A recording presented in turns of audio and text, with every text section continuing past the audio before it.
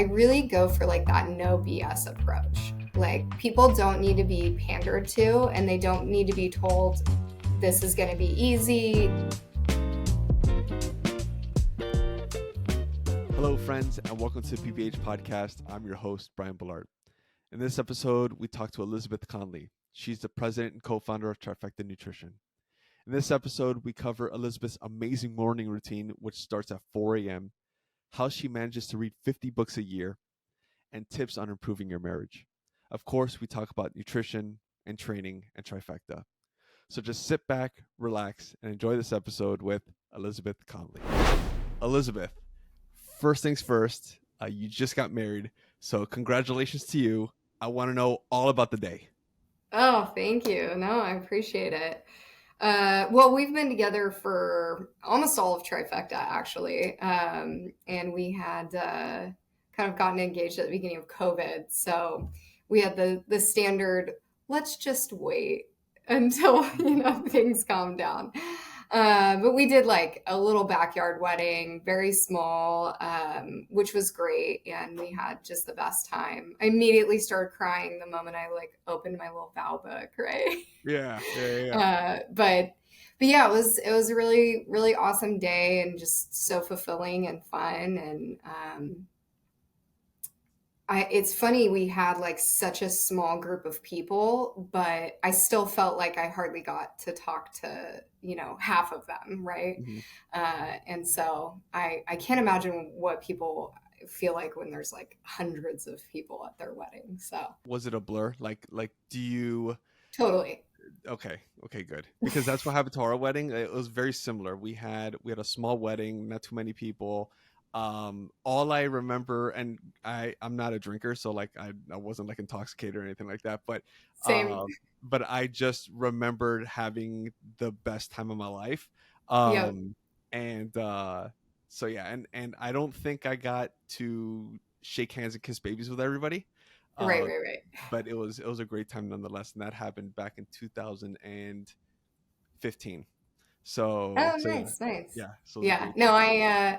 it was awesome, but leading up to it, you like end up getting, you've got family in town and stuff, so you end up like not getting a ton of sleep, and then I think I Irish exited my own wedding around like midnight. Like I was like, I can't.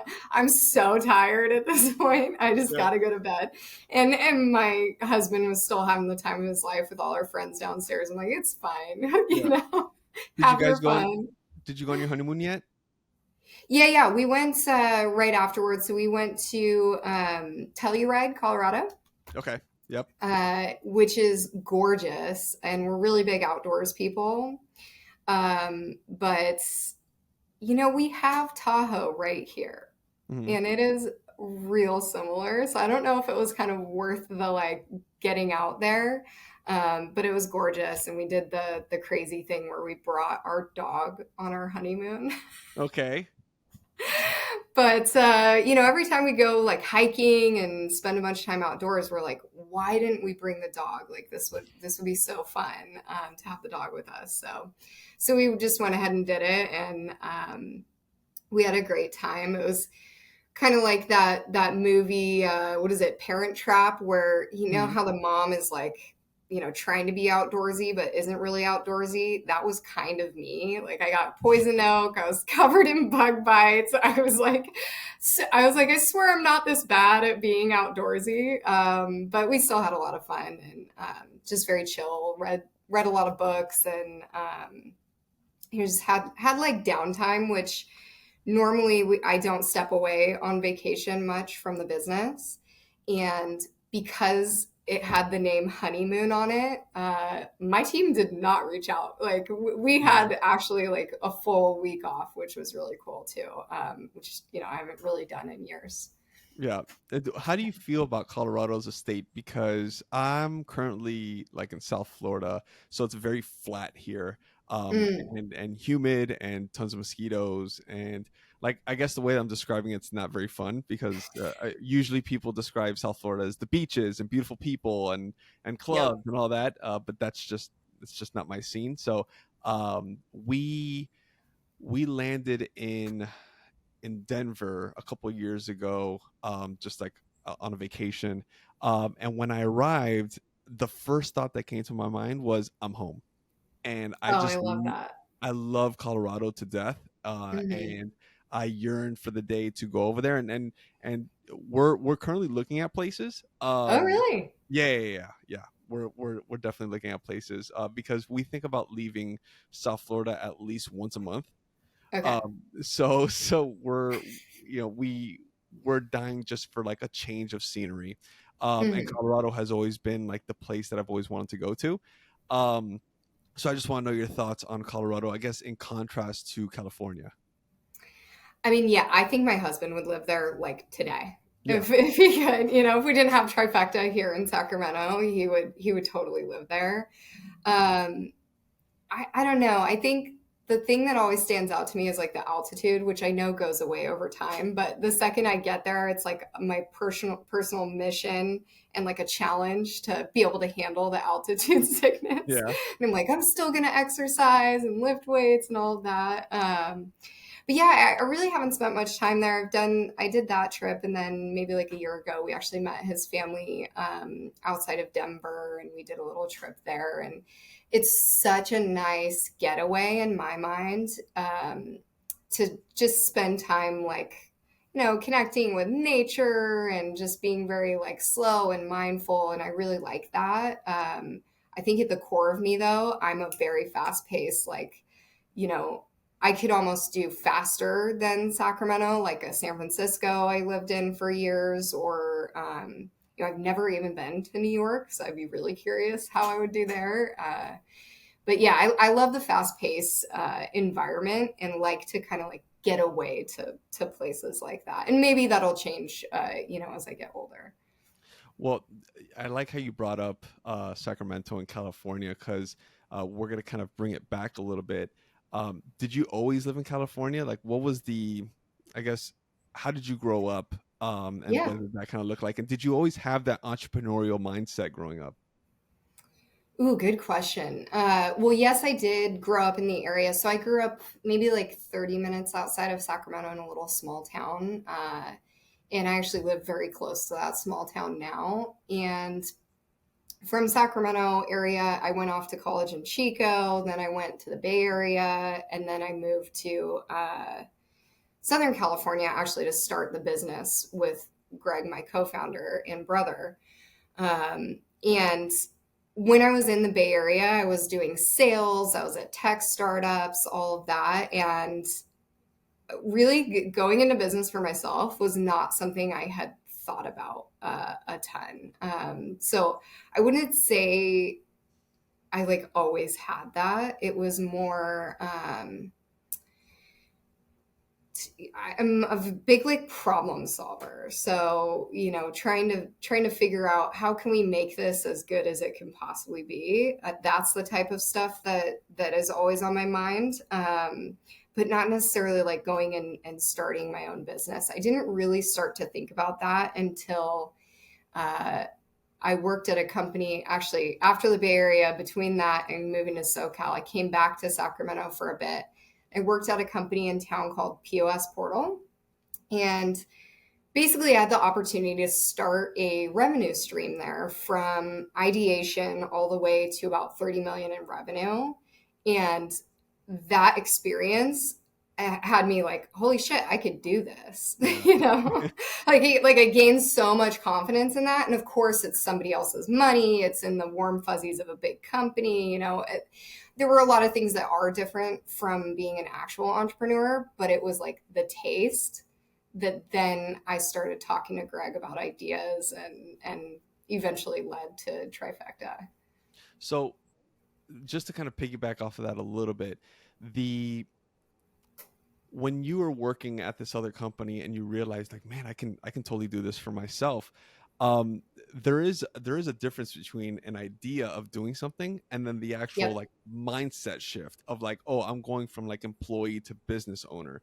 So Yep. where so what was that moment where like it just kind of unlocked for you and you're like, oh wait, I can be an entrepreneur, I can be a business owner, I can do this for myself as opposed to the warm and fuzzies of another company.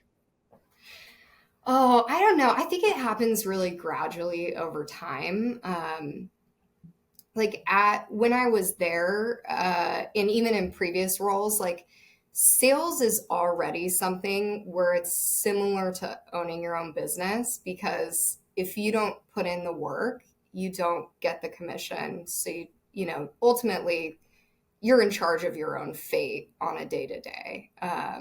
And I never considered myself like the typical salesperson or anything like that. Like I just did the work. I just put in more calls than everybody else. I, spent more time reading or whatever it was to make myself as good as I could possibly be. But yeah, I don't know if I ever necessarily had a moment.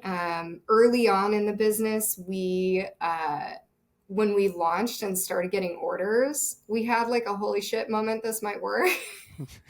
As I'm sure most people do when they start a business, as soon as you start to see traction, you go, okay, there's something here. And luckily for us, that was very, very quick. Essentially, we set up production and turned on the website, and almost immediately we started getting orders. And it's crazy too, because at the time we had like very little in the way of marketing, but to see that we were almost immediately getting orders was like, oh my gosh, well, what if we market this thing? We can really go far. And we had practically no variety. It was very MVP. Let's see if this works. And already we had traction. So that was, I would say, definitely a moment or a point in time. And when we were in Southern California for about a year, we were just, two kids with a laptop. Yep, I hear you on that one. Yeah. Josie and I always say that our story began with two broke college kids and Josie's mom's oven. So Yeah, there you I, go. I totally feel you on that one. Um, so you mentioned a little bit about uh, not much marketing, and then you kind of you said, wait, we need to market this thing. So early on, as opposed to just kind of turning on the website, what were some of the things that you guys did do? I guess like on the free side, what did you guys do to market the business? Yeah, so as you're super familiar, paleo was very, very big in 2015, and still one of our biggest lines, meal plans that we sell. But at that time, that was essentially what we launched with was paleo.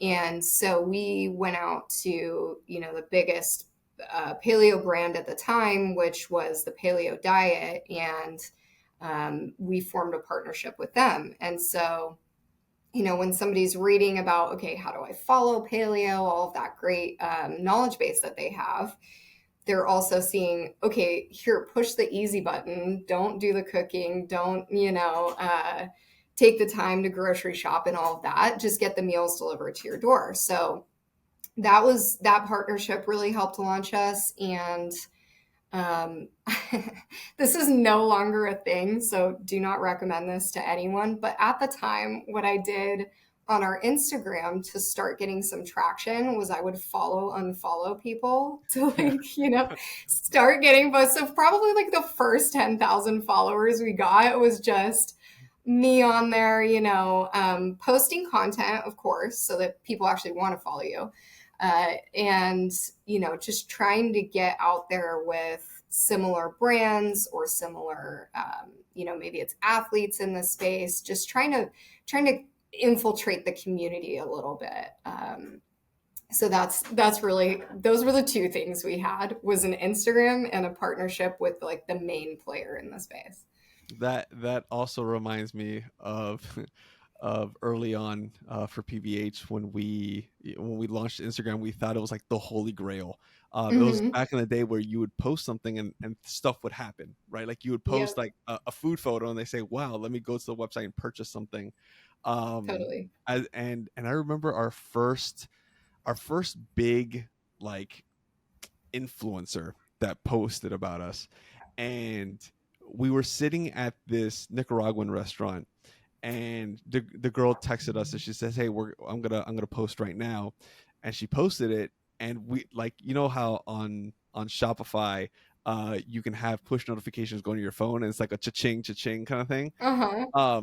So So we're sitting there, and all of a sudden we just start hearing all these cha-chings going on, and we're just in full panic mode because at the time it was just Josie and I. So we're like, what do we do? And then it just took us forever to fulfill those orders. I remember like we had like a hand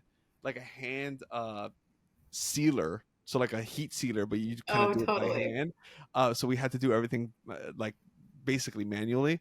But those were great times and very fond memories. So I'm I super love it. yeah, I love those moments. But you Well, it's being it's it's oh something that people don't realize with there's software companies and when you don't have like a physical good, like the types of problems that you and I were up against to grow these companies is just like fundamentally different. Like the growing production and growing like something where you're making an item, it's this very weird push and pull where you want more demand, but the more demand you get, it's like okay, shit, I better keep up with yeah, production. And it's just a little bit different than, if you're running a software company or an app company or something like that. It's maybe a little bit easier on that side of the fence. I agree. I agree. Yeah. And so you being a runner and CrossFit coach, um, Hmm. growing up, did your parents instill that in you, like the health and wellness, or was that something that you kind of discovered later in life, that passion for health and fitness?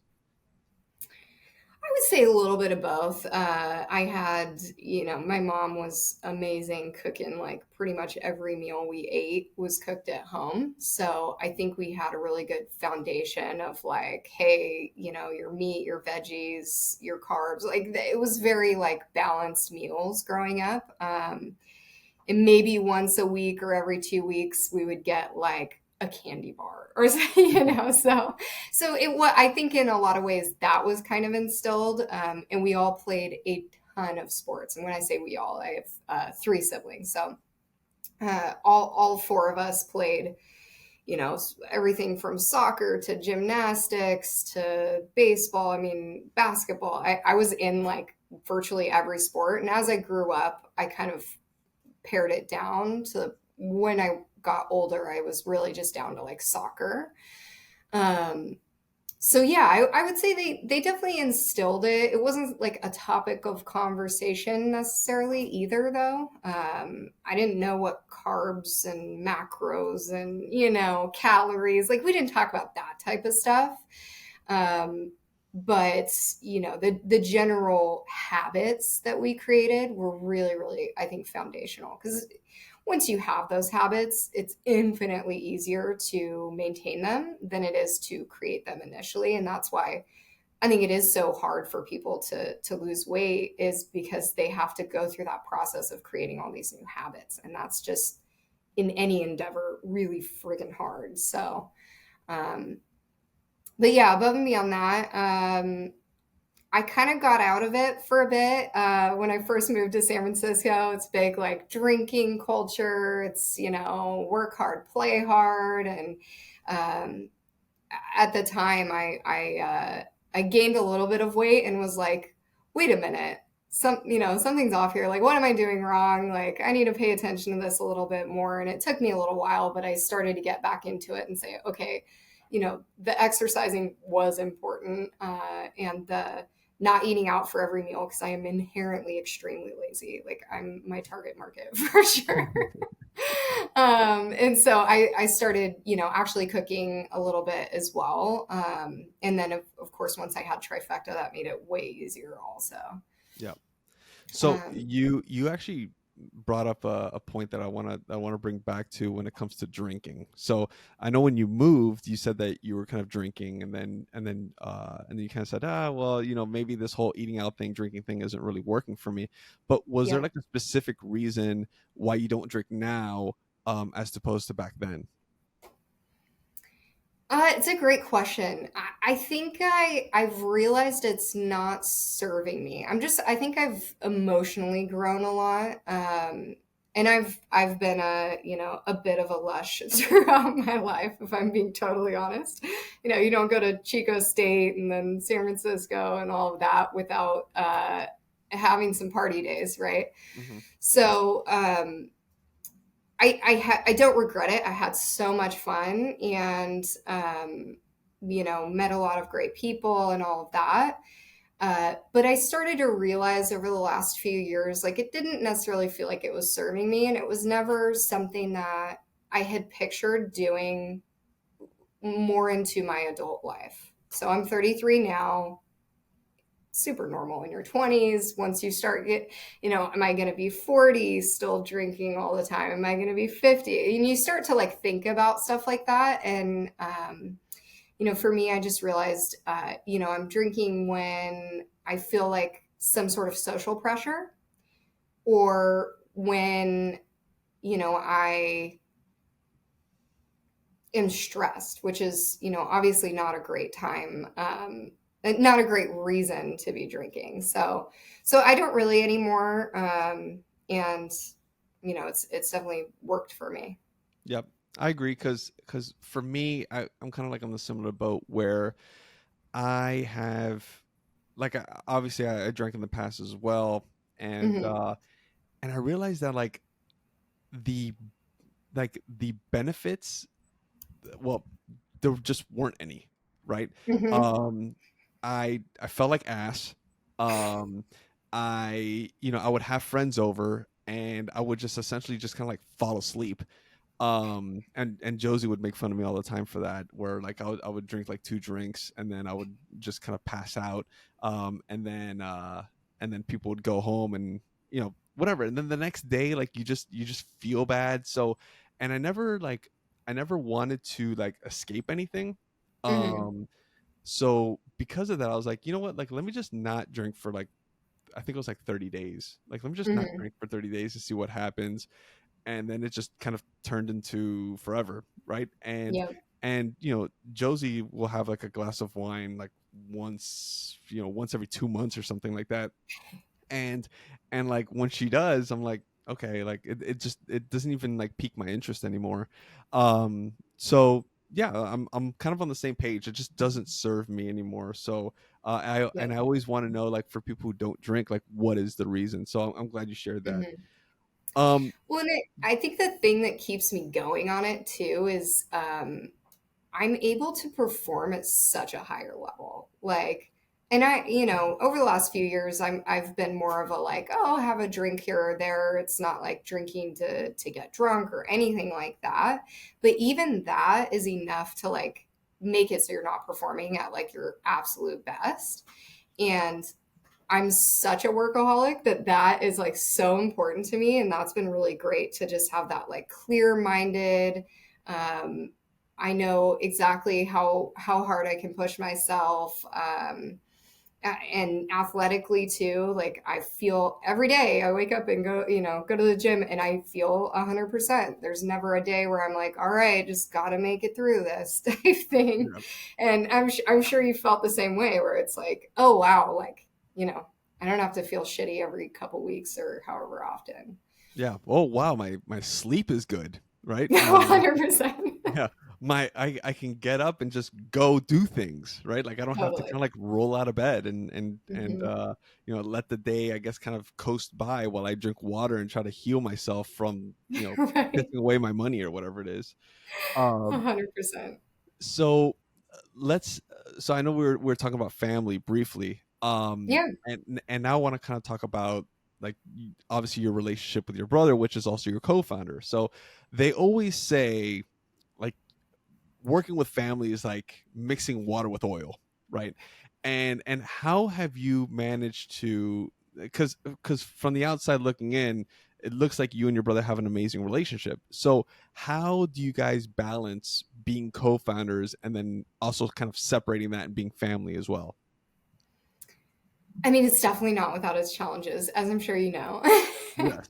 uh, I I think the basis of it is like such a high level of trust. Like I'm not going to trust anyone more than I trust my literal immediate family, right? Like those people I hold so closely, and I know they would like take a bullet for me type thing. They're never gonna do something where it's over the line. Like there's just a lot of aspects there where it's like, okay, even if, we need to divide and conquer on some business issues, I have full and complete trust that you're going to be able to handle what you need to do and I'll be able to handle what I need to do type thing. Um, the other piece is like we really try to play to our strengths. So, I'm not sure how you guys have it set up, but like essentially Greg has like half the company reporting up to him and I have half the company reporting up to me. And he is like an exceptional visionary, big idea guy. And I'm more on the like, execute, make those ideas actually come to fruition. And so we really try to play to that within the business. And I think that helps us a lot. Like when we play in each other's playgrounds, it doesn't work as well. But it can definitely be challenging sometimes. We like cross work into regular life and back. I can't count the number of holidays where like our sister is actually in the business as well. She's on our operations team, and all three of us will be like sitting working at our parents' house, like while mom's making Thanksgiving dinner type thing. Which I don't know if you've experienced similar stuff where you're just like working on a holiday and families around and stuff. Yeah. Yeah, it's a 24/7 job. It's not a 9 to 5. It's not a, Hmm. 5 day a week kind of thing.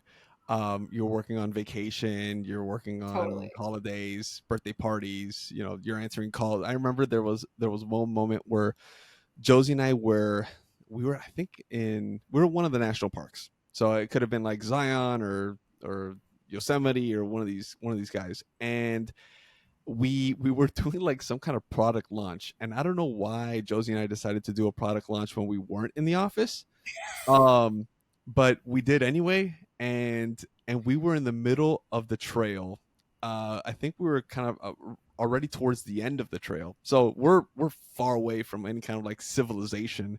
And it just so happens that I checked my phone and I noticed that we sent out an email, but the product wasn't launched on our site, and we're just getting like a bunch of traffic. Like people are super excited about it, but we're not.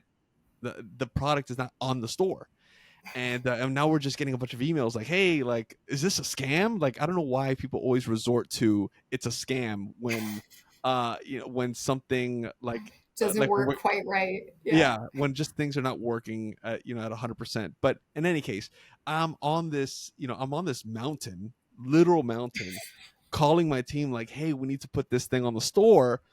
And I remember like seeing these three bros like walking by, and they were just like making fun of me, like on this mountain, like talking to my team like, hey guys, we need to put this thing, and they're like, hey guys, you need to put the thing up, and it was really funny because looking back on it, it's like obviously we should have kind of done the work ahead of time to get that thing up Hmm. on the store and scheduled it.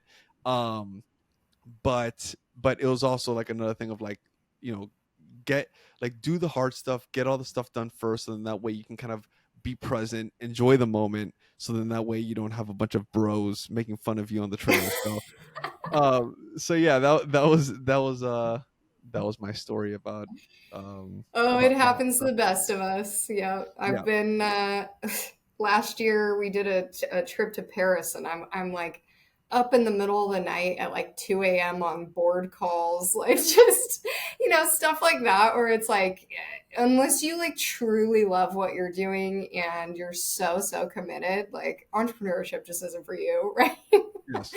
Because that shit's gonna happen, like it just is. So. Yeah, it's and always, I don't know if this has happened to you, but uh, it's a great thing, it's a great problem to have, but every time Josie and I went on vacation, something amazing happens. Like it wasn't like a bad thing.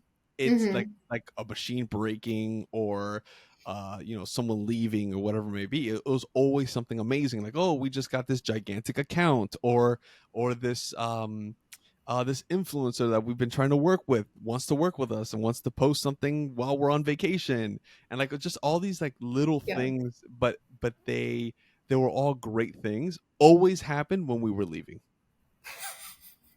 That's hysterical. No, I believe it. I've had that happen several times on vacation as well.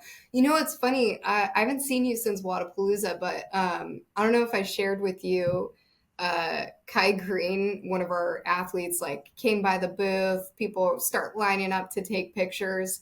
He probably sat and ate 6 of those protein Oh brownies yeah, that's from great. you guys. I mean, he loved it. I mean, they were a big hit with everybody, but he just sat. He just kept unwrapping them. I was like, oh damn, he's really into these. That's good. Yeah, that's always and I know that we've kind of briefly spoken about this, and I know that Trifecta shares a kind of like a very similar or the same philosophy, which is like, let's talk about taste first, and then we can talk Hmm. about the benefits, right? Because Totally. ultimately, like you can sell benefits all day, and you can say, Yeah. look, this is lower carb, this is healthier for you, this is better than 99% of the stuff that you're going to see at the supermarket. But Yep. then uh, when someone tries it and it sucks or it tastes like cardboard, you lost the customer, right? So for us, it's Yep. like, and very, very similar to Trifecta, which is like, hey, look, like we're gonna make this taste great. Oh, and by the way, it's also really good for you. Yeah, yeah, 100%. It's why nobody like eats salads on a day to day. It's just, Yeah. just you can tell us it's good for us all day, but we don't want to eat it, you know. Well, it actually brings me to something that I'm curious about when it comes to the meal delivery business, which Hmm. is I love meal delivery. Um, because of the convenience, right? Hmm. And you know exactly what you're getting into. You know the macros. Obviously the food that's going into it. There's no processed nonsense in it. But my biggest thing, and I'm sure you hear this a lot, is boredom, right? Hmm. It's eating the same things or having the same menu. But Trifecta has a gigantic menu that you guys are kind of Yep. always innovating, right? And adding new items to it. So how do you guys manage to continue to innovate and to create new products or in this case new meals all the time to kind of combat people like me that always get bored? Yeah, I mean, we're our in-house chef is just like literally always working on it, which is his dream, which is such a great alignment. Is that's what he wants to be doing, is always coming up with new recipes. Um, Honestly, a lot of what we do is we take exactly what you said. We take the most delicious thing you can think of, like mac and cheese, right? And then we say, okay, how do we make this healthier? How do we make it high protein? How do we cut down on the carbs? How do we make it like a balanced meal instead of just a bowl of, essentially carbs and fat, Hmm. which we all love. Don't get me wrong, but we kind of reverse engineer it that way, rather than necessarily trying to come up with something totally brand new, which occasionally you can do, but we're really just taking like delicious things and making them healthier so that you can have that like comfort food vibe, but not feel terrible about it afterwards, which is really nice. Yeah. And you brought up Wadapalooza earlier. Um, and you guys were the meal delivery company or the meal delivery sponsor of the CrossFit Games this year, which, by the way, congratulations. That's awesome. Thank Um, you. how, I guess, how did that happen? Like, how did these things? And I'm sure that this is like amazing for you because you're a CrossFit coach. So like, just kind of like aligning these two brands together must have been amazing for you. But how did that conversation start? What does the partnership look like moving forward? Mhm. And that relationship with CrossFit. Yeah, so we've been working with CrossFit athletes for a really long time.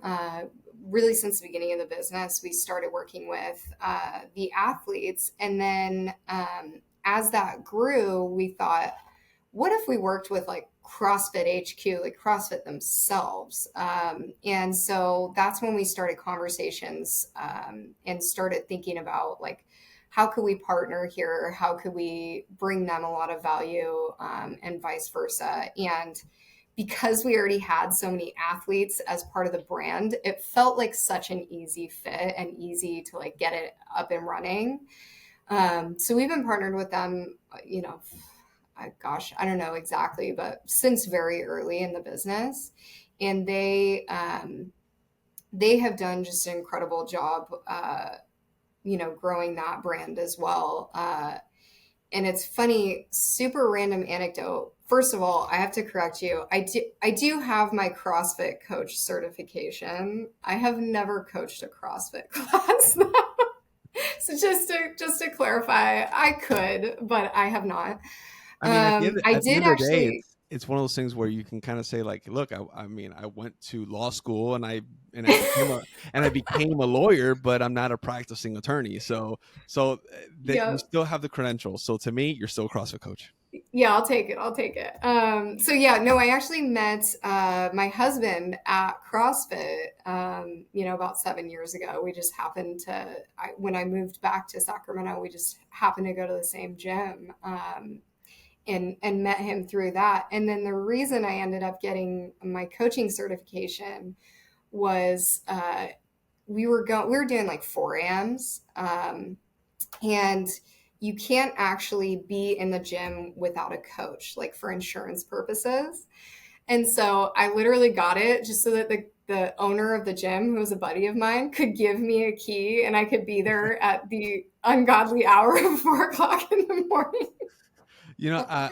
My next question was going to be like, what possessed you to want to work out at 4 in the morning? Because at 4 in the morning, my bones are still are still really cold. So I can only imagine like your warm up must have taken at least 3 hours. I don't understand that. It's definitely tougher in the winter, I will say that. It started as something that my husband had to be up very early, so I was doing that because of him. And then as he actually has transitioned into different jobs, we don't have to do it anymore, but I'm staying. I love it. I've always been an early morning person. That was like the time that I would hang out with my dad when I was a little kid. We'd like read in the mornings at like five o'clock, and the whole house is sleeping. We're like reading together. That's amazing. I don't know why. It's just you know how people are like night owls. I'm just like 100% a morning person. I love it. Yeah, so I kind of do these like peaks and valleys of morning stuff, which is like, Hmm. now lately I've been waking up at 5. And it's kind of like it's a mixture of like discipline and my son waking me up, because he wakes me up at like 4:30, and then I just say, oh, I'll just stay up and then I'll go for a run or whatever it may be. Hmm. um but there is a benefit to kind of waking up um really early in the morning, kind of getting ahead of the day, waking up with the sun, and kind of you're almost like it's like a cheat code for the day, right? Yeah. um but I would love to know, I guess, since we're on the topic of being early morning, um do you have a kind of like a morning routine that you go through? Oh, do I?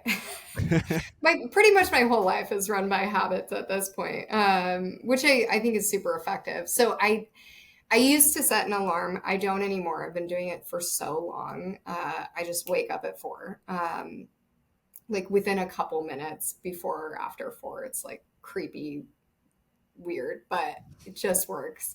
And I work out, and then when I'm getting ready, I actually take the dog for a walk literally every morning. And that's like our morning and night time walks with the dog is like our time together, my husband and I. And it's just such a great time. I don't know how many people out there like actually really connect and spend 30 minutes twice a day talking, but it has just made our relationship like super communicative.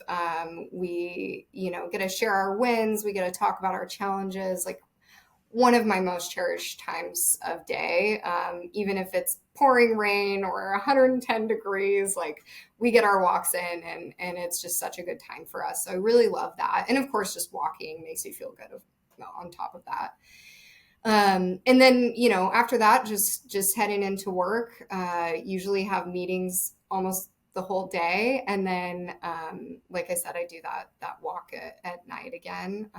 And then I'm a big reader. So to and from work, I have Audible on before I go to bed. I'm usually reading something. So those are the main habits that I carry throughout every single day, including weekends. And then I always also, including weekends, have my meal prep. So whether it's trifecta or I've made something for myself, I have that for every meal is like planned out through the day. Um, and again, going back to like performance, my goodness, it's so much easier to perform at a high level when you just have your stuff ready. Like it's just there. You don't have to think about it. Even if I'm feeling like, oh, I want a cookie, it's like, well, I have my grapes here. Like I'll just, they're sweet enough, like I have shit to do. Let's just carry on. Right. So I think those are the biggest ones that I've had like day to day for a really long time. And once they get like that ingrained, it's just you don't even think about it. I'm really happy at the fact that you and your husband kind of share those moments together, Hmm. because a lot of people don't have the opportunity to kind of sit down and talk with their spouse. And like I mentioned earlier, um, one of the things that Josie and I do is we'll have like these quarterly meetings with each other, and it's kind of like it's essentially like a marriage meeting, right? And we kind of sit down and we say, "Hey, am I being a good wife, or am I being a good husband?" And that kind of opens the door for people to kind of have that direct line of communication with each other. And your purpose, or yeah, we can say that, but like your purpose as a someone's spouse is to kind of, you know through better, through worse, right, through, through thick and thin, through death to us part, right? So um we kind of have to, check our ego. Yep. And it could be as little as, hey, you're not doing the dishes, or you're prioritizing this over that. And no matter what happens, like you have to put in your brain that, like, this is important to that person, right? Like, this Yep. is important. It doesn't matter what I think about this. It's important to them. And Yep. if your marriage is important to you, then you have to work at it. Yep. And the way that you're going to work at it is having these kind of check-ins every now and then, because unfortunately marriages are not always rainbows and sunshine, right? It's always, the person that you married yesterday is not the person that you married today. So we're Hmm. constantly evolving, and because of that, we have to have these check-ins. And another thing that Josie and I do, and this is not an original idea, um but marriage is never 50-50, right? It's Hmm. never 50-50. So what Josie and I do is we'll, almost on a daily basis, like we'll check in with each other, and I'll say, look, like today I'm like a 20, right? And Hmm. if I'm a 20, then she's an 80, because she has to be that 80. She has to carry us, right? Hmm. Or let's say she's like, Brian, like the baby really has me today. I'm like at a 10, right? Hmm. Well, then I have to be 90, and I have to kind of carry it.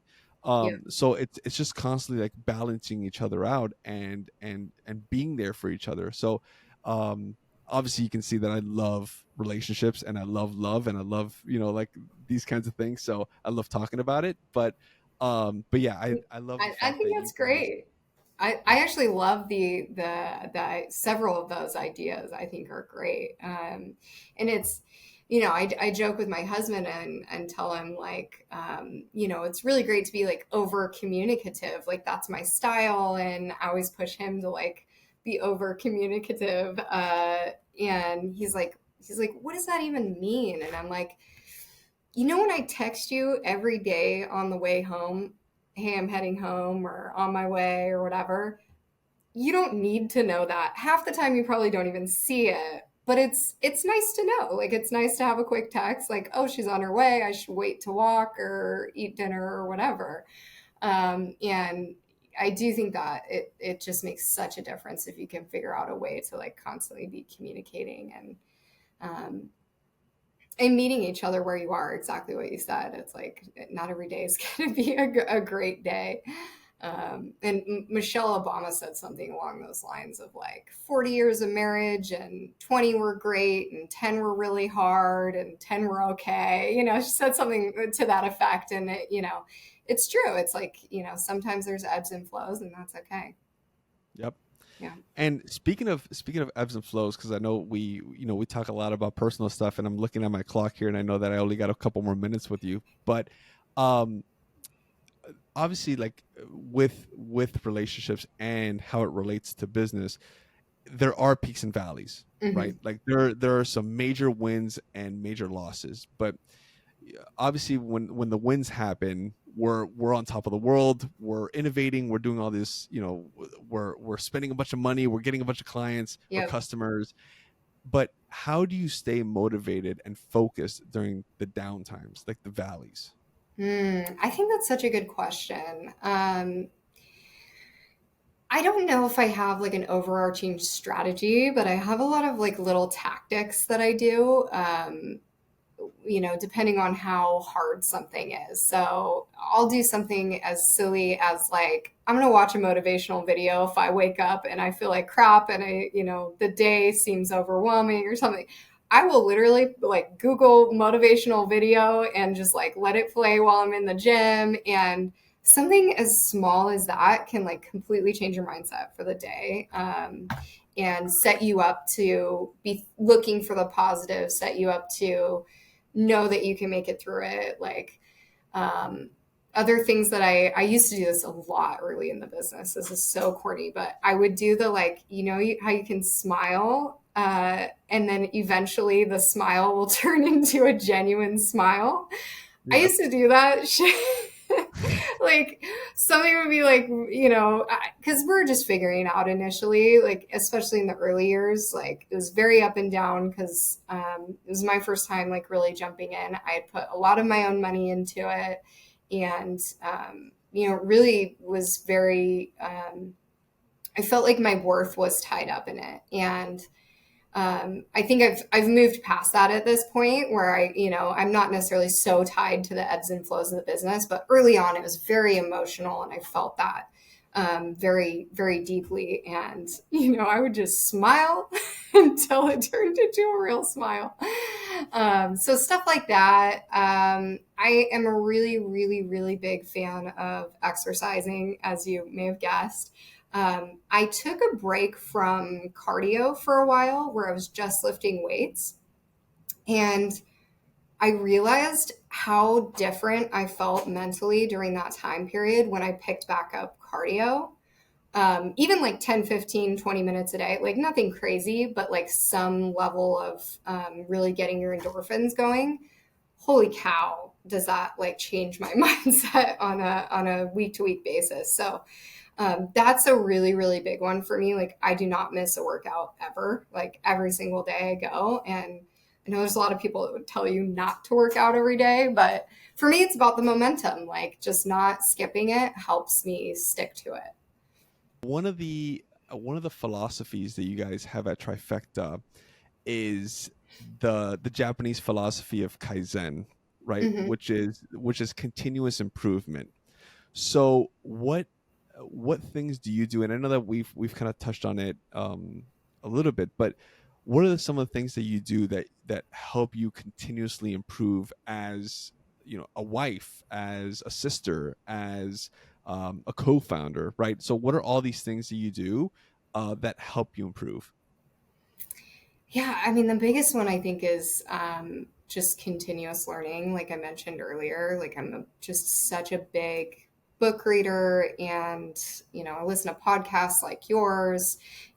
Just taking in as much knowledge as quickly as possible. People will ask me, they're like, "Oh, how are you running this big business? And you're so young." And I'm like, "Well, I look older than I am now." But not some kid genius. Like I'm just learning really, really, really fast, and I dedicate the time to it. And I spend time with mentors. I spend time with people who may be able to help me solve that problem. And I think that's so important for people who feel stuck to get that sense of progression. Like go learn something. I mean, you mentioned marriage. I've read several marriage books and like I have like notes about it on my whiteboard at home. Like I don't just read and then move on. Like that shit sticks with me and I make sure to implement the most important things.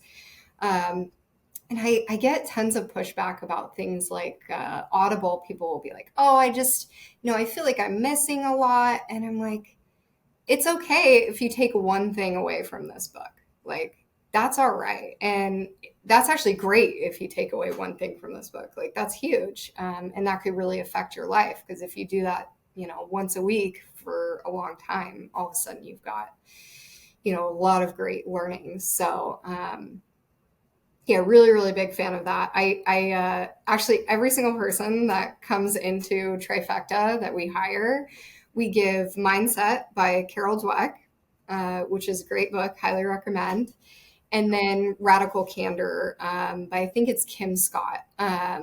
Those two books are like the basis of our culture here, and they're really just about having a growth mindset.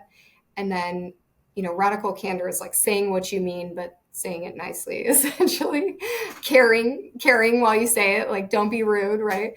And so those two are like two of my favorites, but goodness, I've read so many books. I try to read about 50 books a year. So No, you're kicking my butt because I try just like one book a month, and I'm happy with that. And that's, I've I mean, built up. that's still more than most, right? Yeah, you're right. And it's funny because speaking of books, I could have sworn that you were gonna throw Extreme Ownership in there. That's a big Uh, one too. to, Yeah. yeah, to get because I know that that's another one of your guys' values as well. So I was like, oh, I was waiting for it. I was waiting for it. But those I have to check out both of those books. Mindset I've read, Mhm. but the other one you're gonna have to tell me again offline because I completely forgot my attention span. Yeah, yeah, I'll Have send a it to you. I have an attention span of a stepped on ant sometimes. And I'm trying to phrase my last question because I know that we're about to hit overtime. But um, as as Trifecta currently stands, you guys are an incredibly influential company. You serve thousands, tens of thousands, hundreds of thousands of people, and you've fed millions or you've served millions of meals, right? Um, where do you what's the vision for Trifecta and within the next, I guess, 5 to 10 years, and where do you see your influence in the company, um, as it pertains to the conversation of health and wellness? Yeah, I think I'll start with the second one because I think about this a lot. My influence tends to be, especially when it comes to talking and having that conversation with our customers, whether it's through marketing or our customer success team or wherever it may be, onboarding people. um, I really go for like that no BS approach. Like people don't need to be pandered to, and they don't need to be told this is going to be easy. Like I want to be very real with people, and that doesn't come super naturally. I think, especially in the health industry, it's like, how quick can you lose? You can lose 50 pounds in 2 weeks on this thing. And it's like, no, like that's not reality. And we shouldn't be telling people that. So I really push for that very almost blunt approach of, hey, fat loss is hard. That's okay. We're going to give you some tools that are going to make it a little bit easier. You're going to build some habits, which also is going to be hard. But over time, through consistency, you can do it. It's totally within your power. You know the things you need to do. It's just a matter of actually doing them. So um, I think that's one of the areas that I like really really push on, because and it's not opposed to body positivity. I think everybody should be excited and happy with themselves, but it's just a reality that people I think appreciate when you're talking to them. Is like, okay, we get it. You've failed on 10 diets. Like, let's make this time different. Um, so that's kind of, in terms of how the conversation is going with clients. And then in terms of Trifecta, we just continue to want to grow in the space and share our message with more and more people. So we've expanded. So we're not, just in CrossFit. We work with Olympia now. We work with the American Heart Association. We've kind of gone into all these different areas, and we'll continue to do that. We just signed a deal with Noom, which is super exciting. Nice, that's So amazing. yeah, stuff like that. We're working on, they've got all these weight loss drugs coming out now. We're working on a partnership in that category as well. So there's, there's a lot of movement towards the same goal as us. And so if we can align with those folks, similar to what you guys and us are doing, it's like if we all align, we can really make such a big difference. It's like two heads are better than one type thing. So that's a big area that we will continue to expand. And the other piece is like our app that we have that goes along with the food is really a program of how to get healthy. Whether you want to lose weight or gain muscle, it's going to help you through that. We've put a ton of work and time into that, and there's so much more we could do still. So that's going to continue to expand over time, is like the program that goes along with the meals, because that's really important. Just having the meals in your fridge is like a huge step, but the reality is you need the strategies, the tactics, the habits to go along with it, right? I agree. Yeah. So, Liz, this has been an amazing conversation. Um, if people want to learn more about you, learn more about Trifecta, where should they go? Yeah, so our website is trifectanutrition.com. And then our Instagram is just at trifecta. We put a ton of like cool recipe videos out on that, and athlete videos if you're interested in that kind of stuff. So love the content that we have over there. And then, yeah, feel free to shoot us a DM. We're always down for a conversation. Yep. And Trifecta is definitely worth the follow, because they do really good content. So it's not like how Liz was saying that like they're pandering to people. No, like they do like quality recipes, and other pieces of content when it comes to like their athletes and sponsored, I guess, like people in the industry. So Yeah, yeah, they're definitely worth the follow. So Liz, thank it you. was amazing. I appreciate the conversation, my friend. I wish you many more years of a happy, loving marriage, and much success in Trifecta. Thank you so much. It was great to be on. Hello, friends, and it's Brian again. Thank you so much for watching this episode. If you could please do me a favor and subscribe wherever you listen or watch your podcasts, it would mean the world to me. Thank you, and I'll see you in the next one.